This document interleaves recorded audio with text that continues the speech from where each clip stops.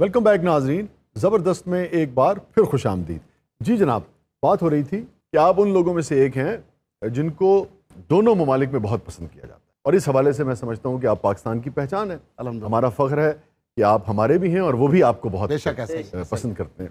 कैसा तजुर्बा रहा और उसकी बुनियाद कैसे पड़ी, वो तजुर्बा अगर आज हमारे साथ आप शेयर करें कि किस तरीके से उन्होंने आपसे रब्ता किया और फिर पहला प्रोग्राम, फिर कपिल वाला जो शो है उसकी पूरा बुनियाद बनाना, स्ट्रक्चर बनाना, वो जरा तजुर्बा हमारे साथ। पहले जब लाफ्टर चैलेंज वहां पर शुरू हुआ था, ये कपिल वाले से पहले था? कपिल वाले से पहले था। अच्छा। असल में कपिल शर्मा जो था वो पहले एज सिंगर आया था वो। अच्छा। तो उसमें वो फ्लॉप हो गया। ठीक है। फिर उसने कॉमेडी में किया, फिर कॉमेडी में भी वो रह गया। फिर उसके बाद उसे लाफ्टर चैलेंज में वो एक पुलिस वाले का रोल मिला, जो मतलब को होस्ट था, जो बाहर से एक बंदे को लेकर आना और उसको छोड़ के जाना, जो बंदा हार गया उसको पकड़ के लेके जाना, उसके ऊपर पंचेस करता था वो। ठीक है। वो उसका क्लिक कर गया। फिर उसके बाद उसने एक मुकाबला भी जीता। तो मुझे सैफ के फोन आते थे और जुबैर मुझे बोलता था कि आप वो जाके प्रोग्राम करो, तो मैं इनकार कर देता था कि मुझे नहीं करना, मुझे नहीं जाना, कि हम यहाँ पर बहुत बिजी थे, टेलीविजन भी कर रहे थे और सारा चल रहा था माशाल्लाह। तो फिर मैंने जब कपिल को देखा ना करते हुए काम बब्बू साहब के साथ और अमानुल्लाह साहब के साथ, फिर मेरे अंदर एक चीज आई कि मुझे वहां जाना चाहिए चेक करने के लिए कि भाई साहब एक नया तजुर्बा है। हाँ, तजुर्बा करना चाहिए। तो सैफ ने, वो मेरा दोस्त है वहाँ पर इंडिया में, मतलब लगता है वो ऐसा ही जैसे हमारा अपना है, तो उसने मुझे कहा कि भाई आपको आना है इस शो के लिए। लाफ इंडिया लाफ था पहला शो। ये लाफ्टर चैलेंज से भी पहले, लाफ्टर चैलेंज के बाद ठीक ये कंपटीशन था वहाँ पर। अच्छा, ठीक है। जिसमें 28-29 गालिबन लोग थे। जी 27 लोग थे। चंकी पांडे थे और साथ अपना सुमन शेखर और मीका, ये तीनों जज थे उस शो के। तो मैं वहाँ पर चला गया। तो शाह जी, जब मैं वहाँ पर गया, जाके मैंने पहला एपिसोड देखना शुरू किया ना, तो मेरे दिल में ख्याल है कि गलत फैसला हो गया। वो लड़के इतने तेज थे, इतना अच्छा आइटम कर रहे थे।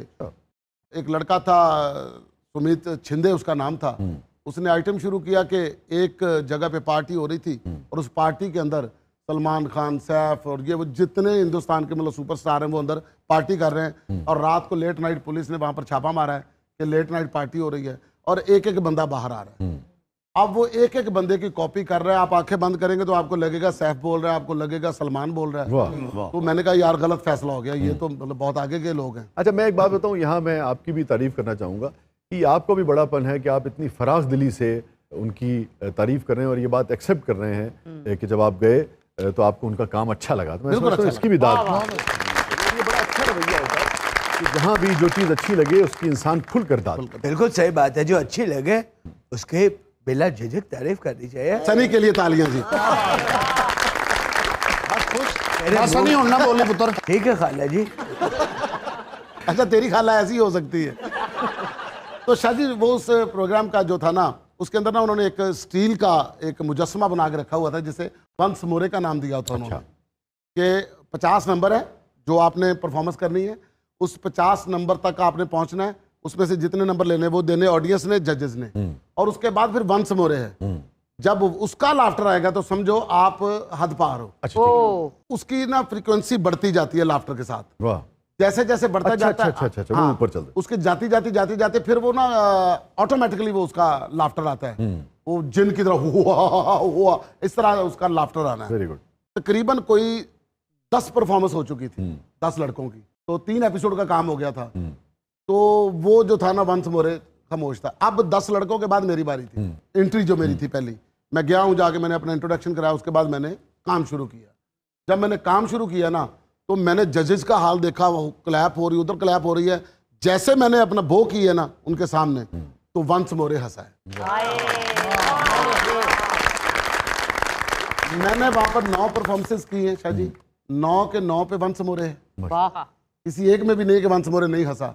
और 50 से ऊपर के नंबर है। वाह। और उसका मुकाबला जीता है और उसके बाद फिर उसका 10 लाख का इनाम भी था। तो जब लास्ट एपिसोड था उसका, इसकी जो मज़ेदार बात है आज तक मैंने वो शेयर नहीं की, वो ये थी कि जब लास्ट एपिसोड चल रहा था हमारा फाइनल, तो उसके अंदर मैंने एक आइटम तैयार किया।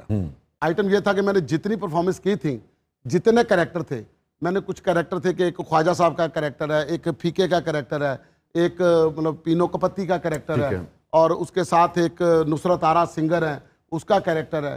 तो तकरीबन 8-9 लोग थे जिनको मैंने एक एक करके एस्टेब्लिश किया हुआ था। उनकी अलग अलग टोन थी। वाह। तो मैंने क्या किया कि फाइनल में जाके उन सबको इकट्ठा करके एक शादी में चोरी हो गई और उनकी तफ्तीश। वाह।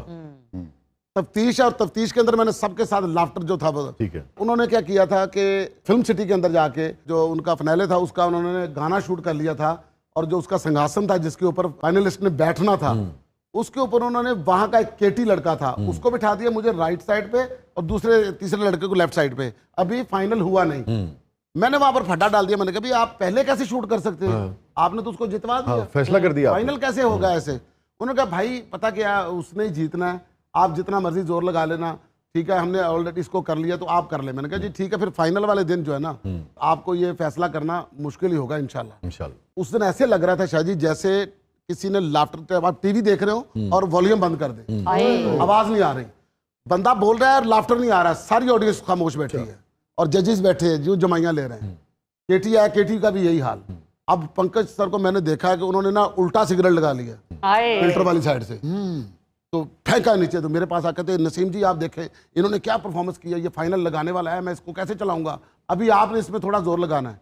मैंने कहा फिर एक काम करते हैं, पहले ऑडियंस को हंसाने के लिए मैं एक्सटेम्पोर करूंगा। हाँ अपना, हाँ ठीक है कुछ भी करो, भलो ये उखाड़ दो ये सारा कुछ। ये तो मेरे वाली बात है। मैं भी फिल्मों पे बहुत कुछ अखाड़ पिछाड़ता हूँ, वो इसीलिए तो सारी फिल्में फ्लॉप हो गई। इसको बाहर बांध दिया जाए।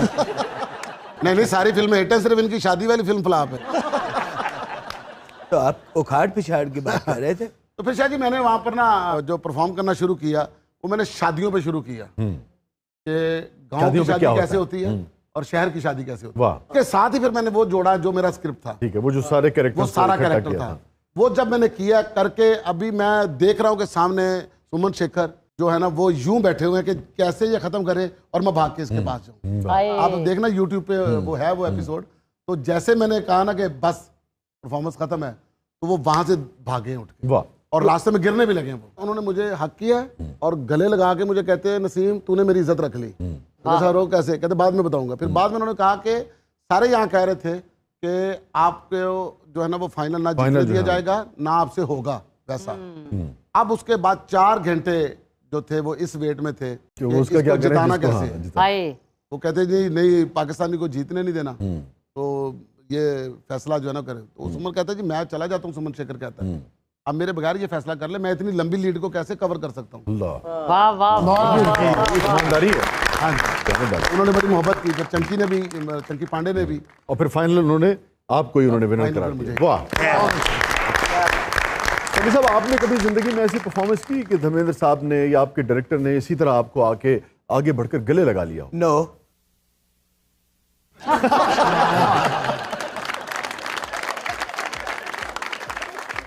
नाज़रीन स्टे विद अस, छोटे से वक्फे के बाद वापस आते हैं। आप देख रहे हैं जबरदस्त।